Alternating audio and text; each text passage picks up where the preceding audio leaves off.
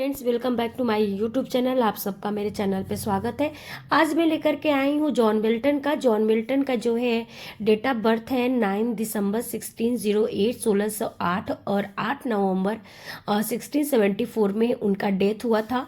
वो बहुत ही महान और ग्रेट जो है पोएट माने जाते हैं प्यूरिटन एज के, जिसको एज ऑफ ए मिल्टन भी कहा जाता है, क्योंकि काफ़ी इफ़ेक्टिव और काफ़ी अच्छे राइटर में माने जाते हैं।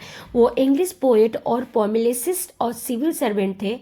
1667 में उन्होंने बहुत बड़ा जो है पोएम लिखा था, जो कि पैराडाइज लॉस्ट और ब्लैंक वर्स में उन्होंने लिखा था, जो कि 12 बुक्स में आई थी। और उन्होंने जो है रिलीजियस पॉलिटिकल्स इसमें एड्रेस किया है।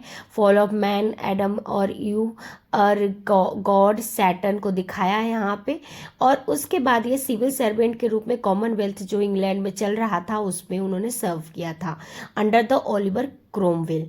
चलिए, सबसे पहले हम बात थोड़ा सा उनका इंट्रोडक्शन ले लेते हैं, उसके बाद हम बर्थ की बात करेंगे।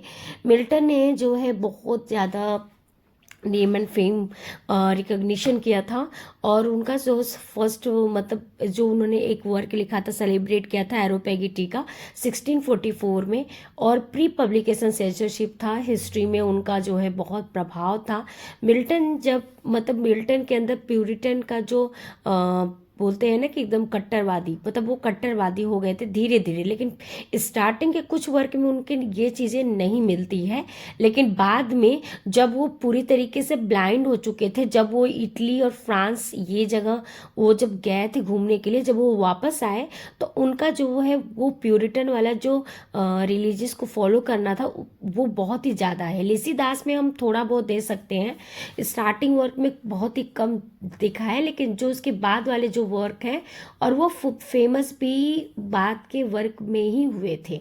उनका जो है उनके जो इंग्लिश पोएम्स है, उनके जो इंग्लिश सोनेट्स है, उसमें लैटिन और ग्रीक वर्ड को उन्होंने क्वाइन करके लिखा है, थोड़ा मॉडर्नाइजेशन कर दिया है। और मिल्टन जो है एक ग्रेटेस्ट ऑथर के रूप में विलियम हैले ने भी कहा है।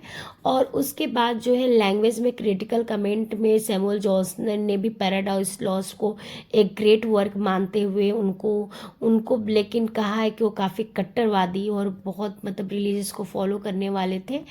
और उनको मिस जॉन मिल्टन को विलियम ब्लैक, विलियम वर्ड्सवर्थ तो थॉमस हार्डी की तरह देखा जाता है। और मिल्टन के जो पैरेलल लाइफ है, हिस्टोरिकल पॉलिटिकल जो डिवीज़न हुए स्टॉर्ट इंग्लैंड में। अर्ली मिल्टन जो है क्राइस्ट कॉलेज कैम्ब्रिज में उनकी पढ़ाई हुई थी। फिर उसके बाद उनकी कैरियर के स्टार्ट हुई थी। रेस्टोरेशन पीरियड चला था 1660 में, उसमें बहुत सारी चीज़ें लॉस हुई थी। मिल्टन ने कंटिन्यू सिविल वॉर भी देखा था, 1642 से कंटिन्यू 1651 तक चला था। और फिर उनके लास्ट टाइम उनका जो 1674 में उनकी डेथ हो गई थी कुछ प्रॉब्लम की वजह से। और फिर उसके बाद टी.एस. इलियट, जोसेफ एडिसन और कई स्कॉलर्स उनको मानते हैं कि वो बिल्कुल विलियम शेक्सपियर की तरह थोड़े से इन्फ्लुएंस सेकंड नंबर पे देखे जाते हैं। सैमुअल जॉनसन ने उनके पावर्स को, उनके वर्क्स पे थोड़े से जो है प्रेस किया है और कहा है। तो आप सब समझ सकते हैं कि सबसे पहला पॉइंट ये है कि जो आपके जॉन मिल्टन थे वो प्यूरिटन एज से बिलोंग करते थे।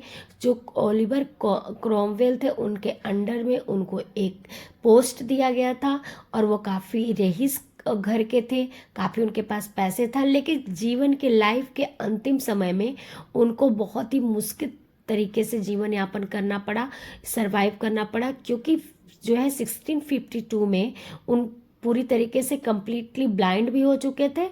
और बाकी जो चार्ल्स सेकेंड आए उसके बाद जो रेस्टोरेशन पीरियड आया उसमें बहुत चीज़ें बदल गई। और उसमें क्या हुआ कि इनके खिलाफ अरेस्ट का ऑर्डर निकला। तो ये सब चीज़ें जो है जॉन मिल्टन पे बहुत ज़्यादा प्रभाव पड़ा।